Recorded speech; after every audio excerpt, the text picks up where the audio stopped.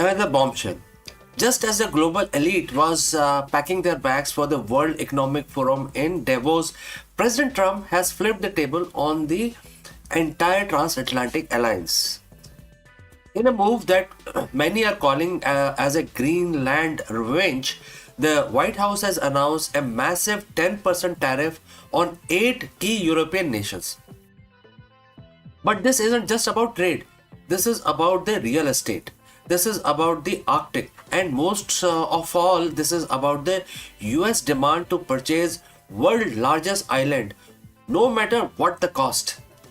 Starting February 1st, 2026, some of the America's oldest allies will face a brutal economic wall. And if a deal isn't reached by June, that wall will jump to 25%. Today we are breaking down the shock move that has Europe reeling, NATO on the edge, and the world asking one question: is Greenland actually for sale? The announcement came as it often does via the Truth Social.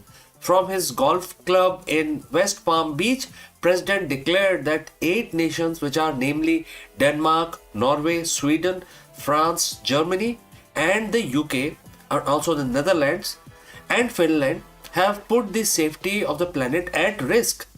Why? Because these nations recently sent troops to Greenland for military exercises. To Trump, this was a provocation. He called it a dangerous game and perilous situation. His response: a 10% import tax on all goods coming from those countries to the United States. This includes everything from German cars and French wines to British machinery and the Finnish tech. And here is the kicker: the tariff stays and they increase to 25% on June 1st until a deal is finalized for the quote, which quote starts complete and total purchase of Greenland by the United States. Now, if you feel that you have heard this before, of course you have. Back in 2019, during his first term, Trump famously floated the idea of buying Greenland. At the time, the world laughed. Danish Prime Minister called it absurd. Fast forward to 2026, and nobody is laughing anymore. Why does he want it so badly? It is not just vanity project. These are 3 massive reasons. First, national security. Trump has often spoken about the Golden Dome missile defense system. Greenland is perfectly positioned between North America and Russia. Controlling it means controlling the Arctic air corridors. Second, natural resources. As the ice melt, Greenland is revealing a treasure trove. We are talking about massive deposits of rare earth mineral, the stuff we need for electric vehicles, smartphones, and advanced weaponry, even space travels. Right now, China dominates that market. If the US owns Greenland, they own the supply chain. Some estimates value these minerals at over $4.4 trillion. Third, the GI-UK gap. That stands for Greenland, Iceland, and the UK. It is a strategic naval bottleneck. If you can control this gap, you control whether the Russian Northern Fleet can ever enter the Atlantic. In Trump's view, Denmark, a nation of 6 million people, simply cannot defend an island this strategically vital in the 21st century and in the world where the great power will compete with each other.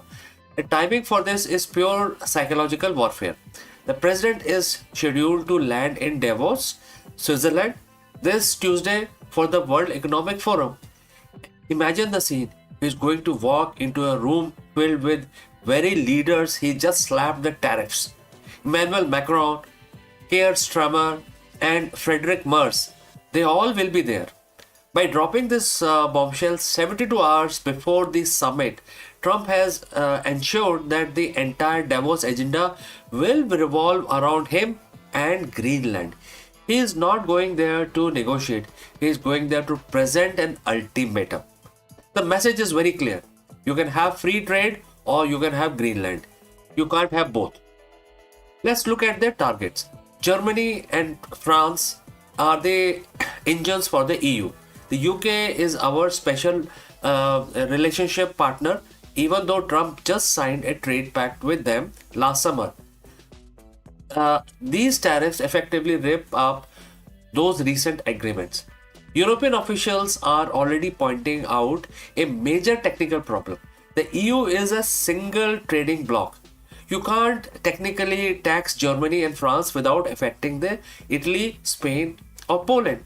This could trigger a downward spiral of retaliatory tariffs, where Europe start taxing American Boeing, iPhones, and soybean. Danish Foreign Minister Lars Løkke Rasmussen, I hope I am pronouncing his name correctly, called the move a surprise, especially after he described as a constructive meeting in Washington just last week. It seems the administration was talking cooperation in public while planning a Greenland Revenge in private. But what do the people of Greenland think? Over the weekend, thousands of people took to the streets in the capital of Nuuk and across Denmark. They chanted, "Greenland is not for sale." Greenland's Prime Minister Jean Frederick Nielsen was blunt. He said, "If we have to choose between United States and Denmark, we choose Denmark. We choose EU." The residents there aren't just worried about who collects their taxes. They are worried about their identity. Greenland has a draft constitution in work. They want independence, not to become a 51st state or a territory managed by DC, Washington DC. However, some in Washington argues that a compact of free association or similar to what the US has with nations like Palau or Marshall Islands could be a middle ground. US would handle defense and provide massive economic subsidies while Greenland keeps its local government. But the Trump's Truth Social post doesn't mention a compact. It says complete and total purchase. So where does this go from here? We have 3 weeks window before February 1st. The markets are already reacting and they are not happy. Inflation is a major concern. If these tariffs go through, the cost of imported goods for American consumers will definitely go up. There are also legal hurdles. The US Supreme Court is expected to rule any day now on whether the president has the authority to impose tariffs unilaterally for national security reasons. If the rule against him, the entire plan could go bust, will be dead on arrival. But if they don't, we are looking at the biggest rift in NATO history. President Trump is betting that Europe's economy is too fragile to withstand a 25% tariff. He thinks that eventually Denmark will realize that a $700 billion or whatever the financial price tag is better than economic depression. Is he right, or has the final purchase pushed your allies too far? Let me know in the comments below. Should the US buy Greenland? Is a 10% tariff a fair negotiating tactics, or this is a dangerous mistake? I'm your friend Chandrakant, and we'll be following this story as it develops in Davos. Don't forget to like and subscribe for more deep dives into 2026 global economy. We'll see you in the next one.